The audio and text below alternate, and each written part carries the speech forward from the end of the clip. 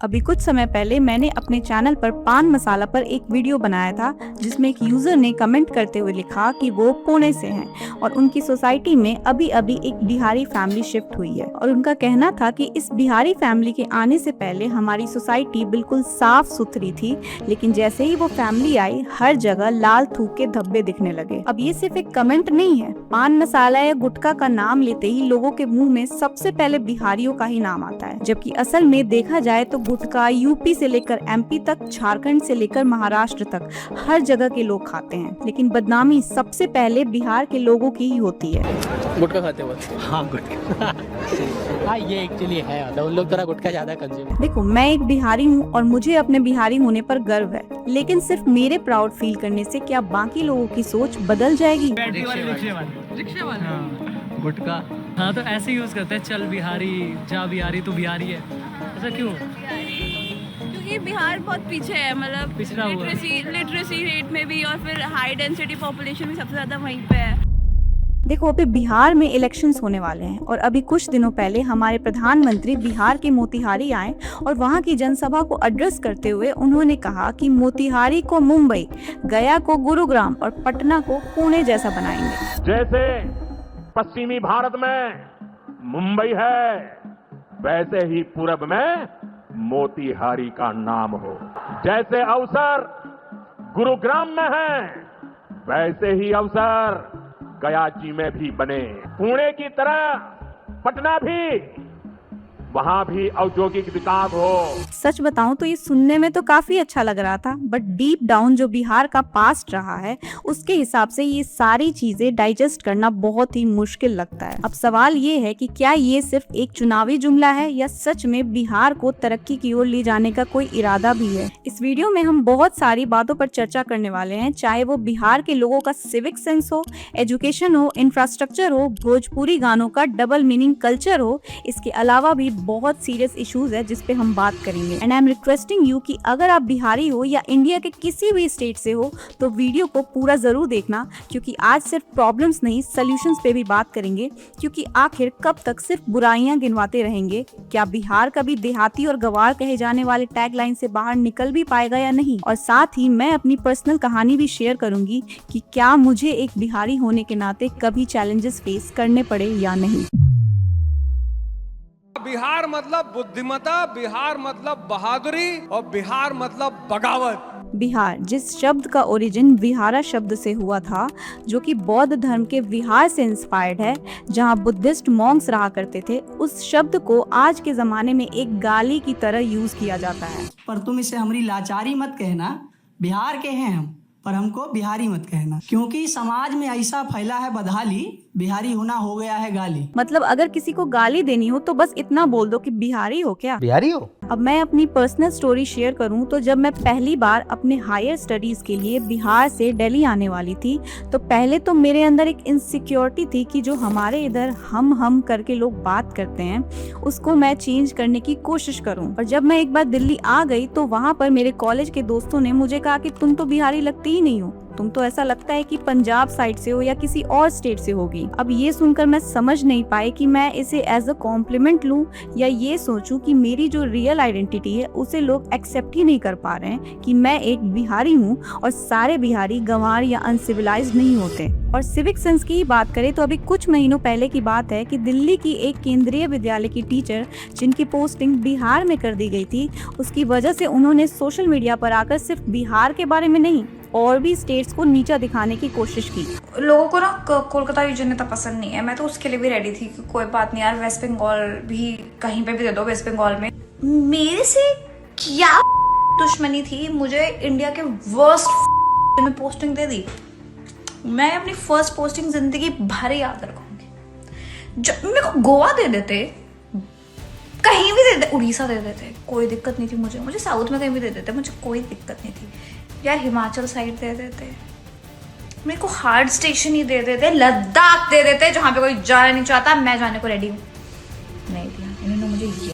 उनका कहना था कि मुझे कोलकाता पसंद नहीं है, लेकिन मैं वहां भी जाने के लिए रेडी हूँ। मुझे उड़ीसा भेज दो, हिमाचल प्रदेश भेज दो, इवन लद्दाख तक मैं चली जाऊं, लेकिन बिहार कोई भी नहीं जाना चाहता। क्यों? क्योंकि बिहार के लोगों में जीरो सिविक सेंस होता है, और जिस दिन बिहार को इंडिया से रिमूव कर दिया जाएगा उस दिन इंडिया डेवलप्ड कंट्री बन जाएगा। They have zero civic sense. I mean it, zero civic sense.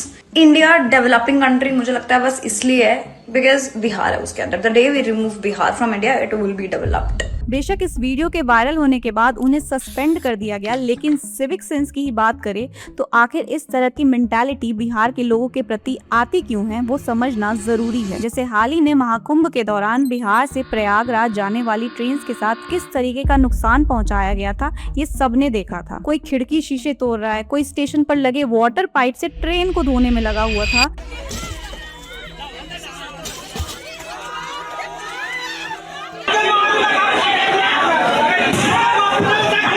मतलब स्टेशन पर इतनी मारामारी हो रही थी कि जो लोग 1 महीने पहले का टिकट करवा कर रखे हुए थे उनको भी मशक्कत करनी पड़ रही थी अपने अपने कोचेस में जाने के लिए। देखो, बिहार में गरीबी, इलिटरेसी और बिहार के इतने पिछड़े रहने का सबसे बड़ा कारण रहा है गवर्नेंस और पॉलिसी फेलियर्स। 1947 के बाद भी काफी टाइम तक बिहार में डेवलपमेंट पर उतना जोर दिया ही नहीं गया जितना देना चाहिए था। 1980 से 1990 के दौरान बिहार की इमेज और भी गिर गई जब लॉ एंड ऑर्डर की हालत बहुत खराब हो गई थी, और 1990 से 2005 का पीरियड तो जंगल राज के नाम से जाना जाता था। बिहार में तब किडनैपिंग, एक्सटॉर्शन, डकैती, मर्डर जैसे क्राइम्स अपने पीक पर थे। आम जनता को छोड़ो तो वहाँ पर डिस्ट्रिक्ट मजिस्ट्रेट तक का मर्डर हो जाता था। जैसे 1994 में गोपालगंज के डीएम जी कृष्णैया का मर्डर एक मॉब यानी एक भीड़ के द्वारा कर दिया जाता है, जिसे कुछ पॉलिटिशियंस लीड कर रहे थे। गाजीपुर से वापस गोपालगंज जा रहे थे, मुजफ्फरपुर होते हुए, तो इधर से जुलूस जा रहा था सब, तो आगे गया तो साहब बोले गाड़ी रोको, गाड़ी नहीं रोकते तो साहब पहुंचे। उस वक्त करप्शन अपने पीक पर था, जिसकी वजह से जो भी डेवलपमेंट के लिए पैसा आता था वो कहीं ना कहीं डाइवर्ट हो जाता था। और इन सब का नतीजा ये हुआ कि जो भी कुछ अच्छे पढ़े लिखे लोग थे बिहार में, उन्होंने दूसरे states like Delhi, Maharashtra, Punjab etcetera जैसे स्टेट्स में माइग्रेट करना शुरू कर दिया, और बाकी सारे लोग उसी सिचुएशन में ढलने की कोशिश करते रहे। इसके साथ ही बिहार की पॉपुलेशन भी बहुत तेजी से बढ़ी, लेकिन उस हिसाब से न नौकरियां बढ़ी, न अर्बनाइजेशन हुआ, और आज हाल ये है कि बिहार में 13 करोड़ से ज्यादा पॉपुलेशन है, लेकिन 89% के आसपास लोग आज भी रूरल कैटेगरी में आते हैं। इकोनॉमिक चांसेस की कमी की वजह से बिहार माइग्रेंट लेबरर्स का एक्सपोर्टर बन गया। काम की तलाश में हर साल लाखों Bihari UP, Delhi, Punjab, Mumbai, even south India तक चले जाते हैं, जिसकी वजह से उन्हें काफी बार एंटी बिहारी सेंटिमेंट का सामना करना पड़ता है दूसरे स्टेट्स में कि ये लोग वहाँ के लोकल लोगों की नौकरियां खा जाते हैं। लेकिन फिर भी रियलिटी यही है कि आज भी बिहार को ही largest exporter of unskilled labour in India माना जाता है। देखो, लोग ये तो बोल देते हैं कि बिहार से सबसे ज्यादा IAS, IPS निकलते हैं हर साल, लेकिन इसका सबसे बड़ा रीजन है सोशल स्टेटस को मेंटेन करना। और दूसरा रीज़न ये है कि बिहार में इंडस्ट्रीज, इंफ्रास्ट्रक्चर की कमी है जो उस लेवल की नौकरियां प्रोवाइड करा सके, जिसकी वजह से बिहार के यूथ के पास जो ऑप्शन बचता है वो होता है सरकारी नौकरी का, और बाकी जो एजुकेटेड स्किल्ड लेबर होती हैं उनका ब्रेन ड्रेन हो जाता है या तो दूसरे स्टेट्स में या फिर फॉरेन कंट्रीज में। और एजुकेशन की ही बात करें तो बिहार से तो हर साल लाखों स्टूडेंट्स जाते हैं दिल्ली, मुंबई जैसे जगहों पर पढ़ाई करने, लेकिन क्या कभी आपने सुना है कि कोई मुंबई से या दिल्ली से बिहार में आकर पढ़ाई कर रहा है, एक्सेप्ट निफ्ट, IIT और एम्स पटना के अलावा? नहीं ना, क्योंकि यहाँ पे एडिक्वेट एजुकेशनल इंस्टीट्यूशन या इंफ्रास्ट्रक्चर है ही नहीं। और इंफ्रास्ट्रक्चर की बात करें तो बिहार एक ऐसा राज्य है जो 13 दिन में 6 पुल गिराने का रिकॉर्ड हासिल कर लेता है। और अगर यहाँ के CM से पूछो कि बिहार पिछड़ा क्यों है, तो वो ये कहते हैं कि यहाँ इंडस्ट्रीज नहीं लगाई जा सकती क्योंकि बिहार कोस्टल स्टेट नहीं है। इनके कहने का मतलब ये है कि जो समुद्र के किनारे स्टेट्स हैं